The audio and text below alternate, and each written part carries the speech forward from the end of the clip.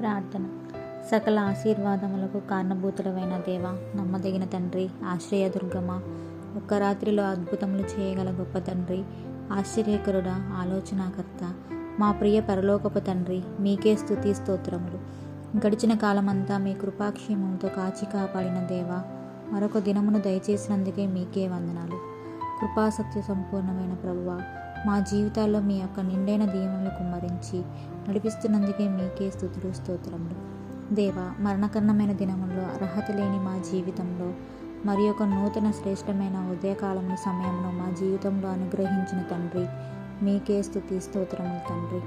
ప్రభువా, మరి గణేష్ అనే బ్రదర్ని దీవించి కాపాడి ఆశీర్వదించుము తండ్రి.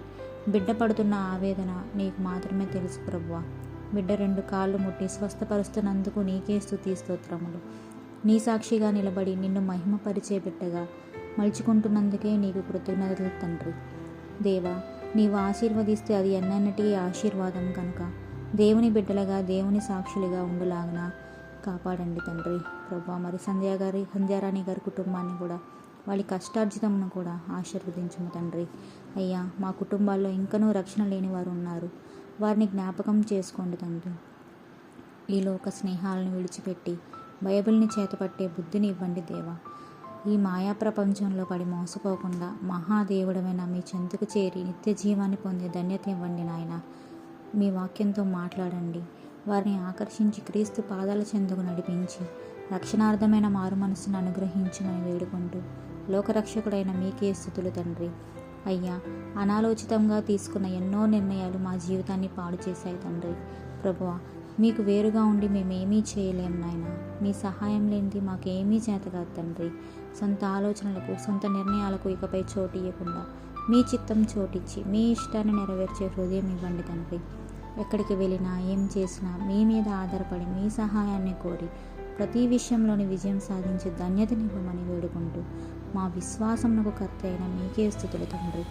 అయ్యా, చావుకు భయపడకుండా పాపంలోనే చనిపోతే నరకానికి పోతామని భయపడి మనసు మార్చుకొని మలినమైన మా హృదయమును మీ వాక్యంతో శుద్ధి చేసుకొని పరిశుద్ధంగా జీవించే బుద్ధిని మాకు అనుగ్రహించండి దేవా.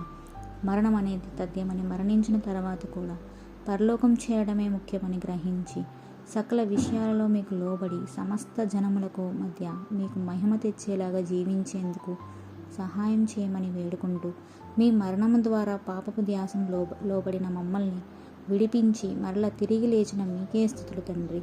అయ్యా, బ్రతుకుతున్నాం కానీ మనసులో నెమ్మది లేదు, హృదయంలో సమాధానం లేదు తండ్రి. ఎందుకు బతుకుతున్నామో ఏం చేస్తున్నామో తెలియక, అనుకున్నది సాధించలేక, జీవితంలో సంతోషం లేక సతమతమైపోతున్నాం ప్రభువా.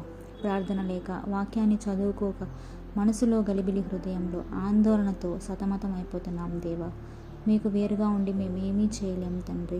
మా చేయి పట్టుకొని మమ్మల్ని ఆదరించి ఆదుకొని మీ ప్రకారం జీవించే మనసిచ్చి కోల్పోయిన నెమ్మదిని, సంతోషాన్ని, ఆత్మీయ జీవితాన్ని మరలా మాకు అనుగ్రహించుము తండ్రి.